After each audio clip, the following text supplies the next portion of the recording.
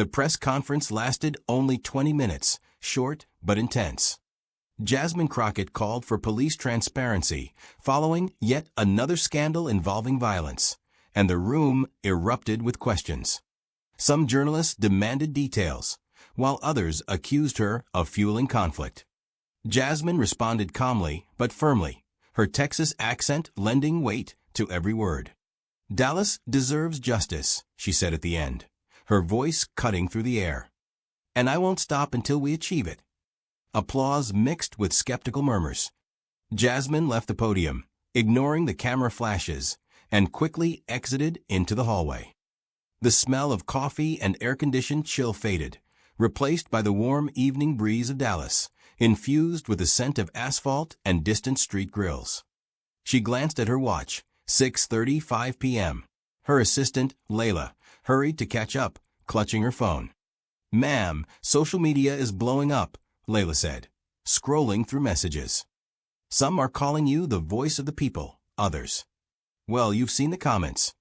Jasmine nodded, not slowing her pace. Her thoughts weren't on tweets or headlines.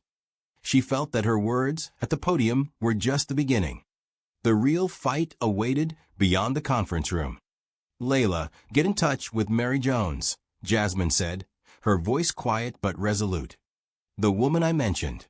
Her son is still in custody. Find out what's going on with his case." Layla looked at her, surprised. "Seriously? I thought that was a rhetorical flourish." "Mary is real," Jasmine snapped. "And there are hundreds like her." "Do it." Layla nodded and started dialing, while Jasmine headed to her car, parked around the corner. The evening sky over Dallas blazed crimson, and a few blocks away, the shouts of protesters echoed. The city was simmering, and Jasmine knew her calls for dialogue weren't to everyone's liking.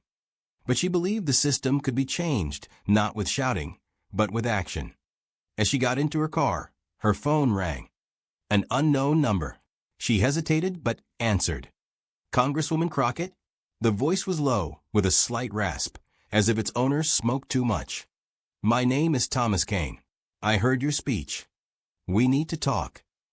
"Who are you?" Jasmine asked, her tone cautious. "Someone who knows what's happening in the police department. Not from TV, but from the inside. Meet me at the Midnight Cafe on Elm Street. 1 hour. Come alone."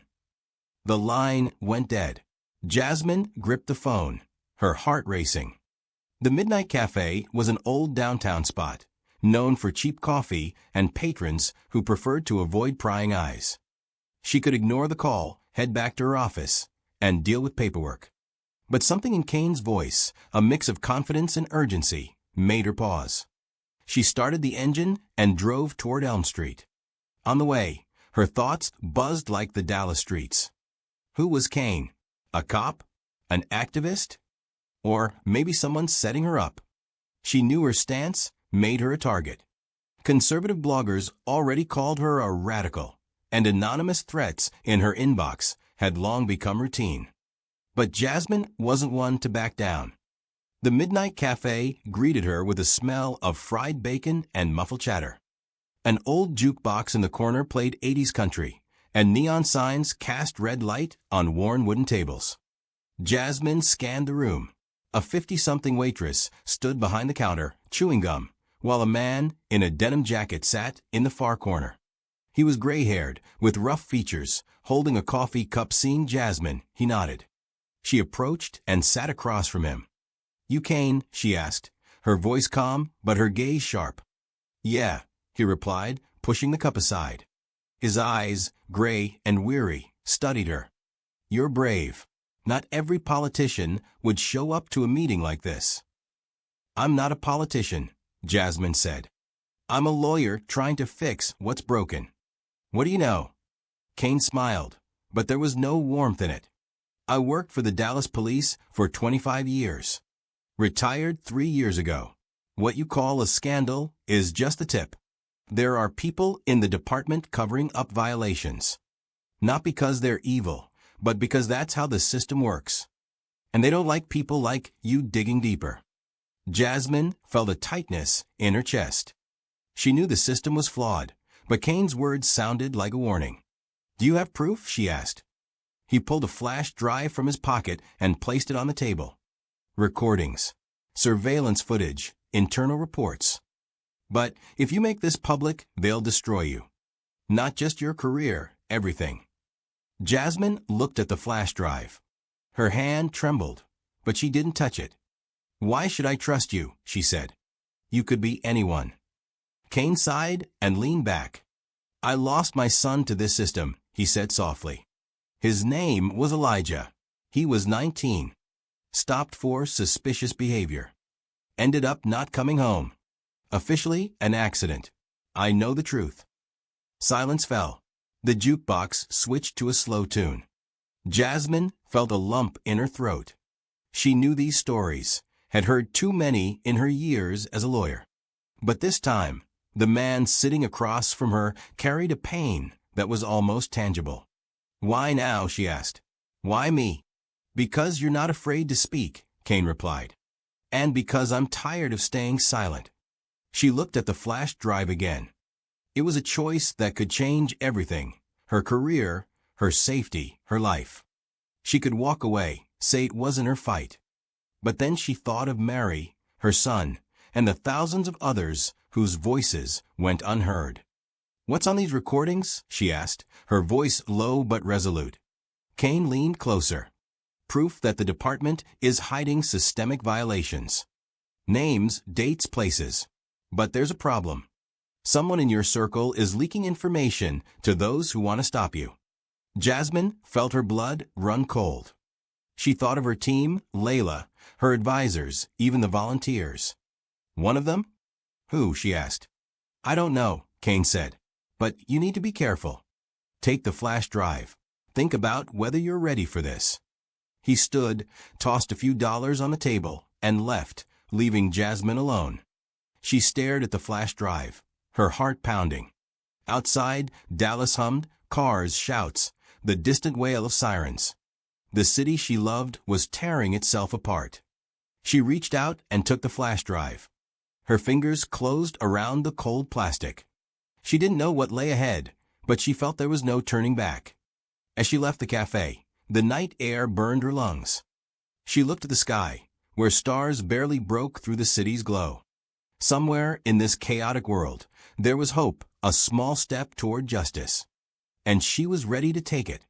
Jasmine Crockett stood on the sidewalk outside the Midnight Cafe, clutching the flash drive.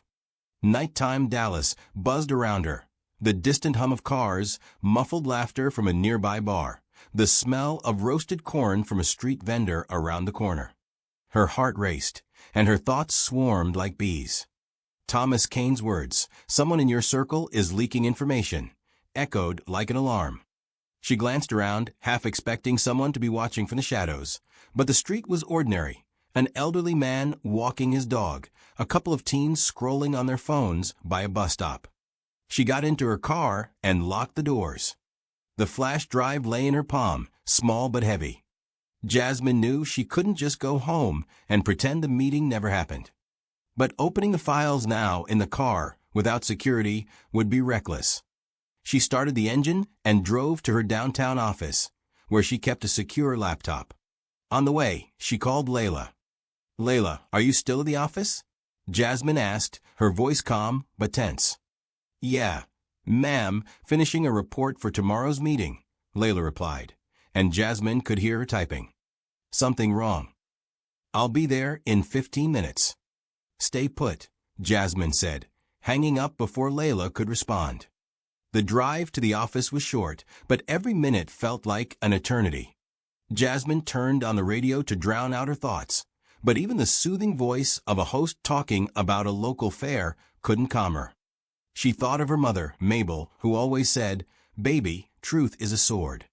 It cuts, but be careful not to wound yourself." Mabel, now in her 70s, still lived in a modest home in Oak Cliff and went to church every Sunday, praying for her daughter. Jasmine knew her mother would be proud, but also worried. Her office was in an old brick building on Commerce Street. The glass doors reflected neon signs from nearby bars, and the lobby smelled of floor wax and stale coffee. Layla met her at the elevator, holding a folder of documents. "Ma'am, you okay?" Layla asked, her brows knitting with concern. "You look tense." "I'm fine," Jasmine brushed her off, though her voice betrayed a slight tremor. "I need to check something. Privately." They rode up to the third floor, where Jasmine's office was. Inside it was quiet, save for the hum of the air conditioner. Papers were stacked on her desk, alongside a photo of her with her mother and a small angel figurine, a gift from local churchgoers. Jasmine sat at her desk and inserted the flash drive into her laptop. Layla lingered, unsure whether to stay. "Layla, you can go home," Jasmine said, eyes fixed on the screen. "I've got this." "You sure?" Layla hesitated. "I can stay if—" "Go," Jasmine said firmly, then softened. "Thanks. And please check on Mary Jones' case. It's important." Layla nodded and left, leaving Jasmine alone. The laptop screen lit up, revealing the flash drive's contents, a folder labeled DPD 2023 to 2025. Inside were dozens of files, videos, audio, scanned documents. Jasmine opened the first video. It showed grainy footage from an officer's body cam, dated May 2024. The officer stopped a young man on the street, demanding ID. The exchange quickly escalated, and soon the man was on the ground, pinned by the officer's knee. Jasmine's chest tightened. She knew such videos rarely reached the public. They were either lost or classified as internal. The next file was an audio recording. Two men, likely officers, discussed covering up an incident. One said, "If this gets to Crockett, we're in trouble. She won't let it go." Jasmine froze. Her name. They knew she was digging. She opened more files, reports of incidents with key details redacted, witness names removed. But the most alarming was a document titled Contact List. It listed local journalists, activists, and even politicians marked as problematic. Her name was at the top with a note, "High risk. Monitor." Jasmine leaned back, her breathing heavy. She wasn't naive. She knew she had enemies. But seeing it in black and white felt like a punch. And Kane's warning about a traitor now felt all too real. She pulled out her phone and scrolled through her contacts. Layla? Her assistant had been with her for 2 years, always loyal, but sometimes too curious about details. Her security advisor, Eddie? He had police connections, but never gave her reason to doubt him. Or maybe a volunteer, one of the many who came and went? Her thoughts were interrupted by a knock at the door. "Who's there?" she asked sharply. "It's me, Eddie," came the voice from the other side. "Layla said you're still here. Something up?" Jasmine hesitated. Eddie was a tall man in his 50s, with graying temples and a calm demeanor. He'd worked with her for a year, helping navigate complex security issues. But his sudden appearance now made her wary. "Come in," she said, slipping the flash drive into her pocket. Eddie entered, holding a folder. His eyes flicked to the laptop, but quickly looked away. "I heard about your press conference," he said, sitting across from her. "You're stepping on big toes again." "That's dangerous, Jasmine." "I know what I'm doing," she replied, her voice steady, watching his reaction closely. Eddie sighed. "I just want you to be careful. There are people in the department who don't like being touched. And they've got long arms." "Like who?" Jasmine asked, her tone sharpening. Eddie shrugged, but his gaze lingered a moment too long. "You know how it works. Police, politicians, business.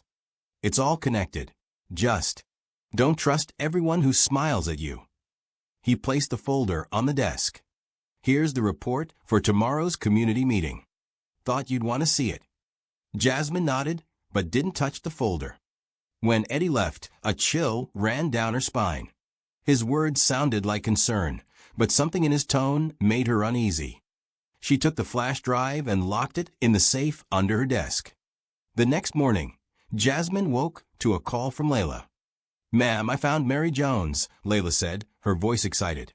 "Her son, Devin, is still in custody, but I arranged for a lawyer. They're ready to meet you today." "Good," Jasmine replied, rubbing her temples. "And Layla, who knew I was at the office last night." A pause. "Well, I told Eddie when he called. He asked if you were still working." "Why?" "Just checking," Jasmine said, her voice calm, but her mind racing. "See you at the office." She hung up and looked out the window. Dallas was waking up, neighbors walking dogs, a school bus honking around the corner. Somewhere in the city, people awaited justice. Jasmine knew the flash drive in her safe was the key to truth, but also a bomb that could destroy everything she'd fought for. She had to decide who to trust and what to do next. Today, she'd meet Mary and her lawyer. But first, she called an old friend, a tech expert she trusted from her days as a lawyer. "Roy, I need your help," she said when he answered. "I've got a flash drive to check, and I want it done quietly." "Jasmine, what are you up to?" Roy asked, his voice half joking, half concerned. "Something that could change Dallas," she replied. "Or ruin me."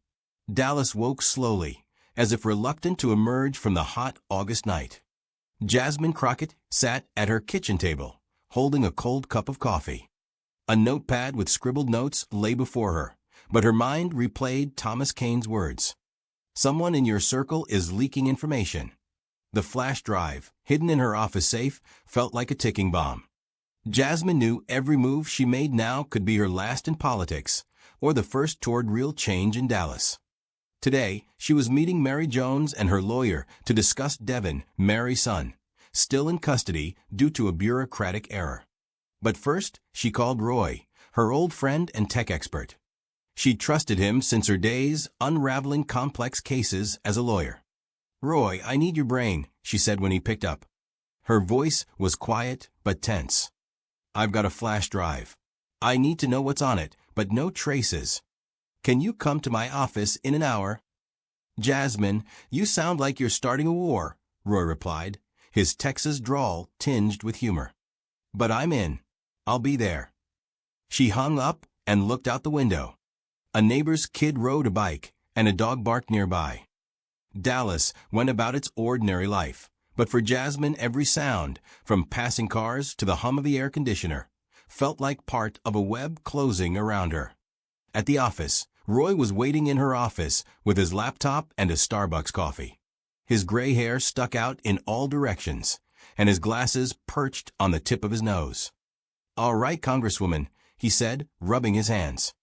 "What's this mysterious flash drive?" Jasmine locked the door and retrieved the flash drive from the safe. She handed it to Roy, briefly recounting her meeting with Caine and his warning. Roy frowned but said nothing, connecting the flash drive to his laptop through a secure adapter. "If there are trackers or viruses, I'll find them," he muttered, his fingers flying over the keyboard. While Roy worked, Jasmine reviewed a report on Devin's case that Layla had sent. The error keeping him detained was blatant, yet no one in the department rushed to fix it. Jasmine's lips tightened. This wasn't just a glitch, it was indifference that ruined lives. "Whoa," Roy said suddenly, snapping her out of her thoughts. "You weren't kidding. This is a gold mine." He turned the laptop toward her. The screen showed open files, body cam footage, internal police memos, even emails between high-ranking officials. One document listed incidents where officers used excessive force, but reports were altered to appear clean. Another file, an audio recording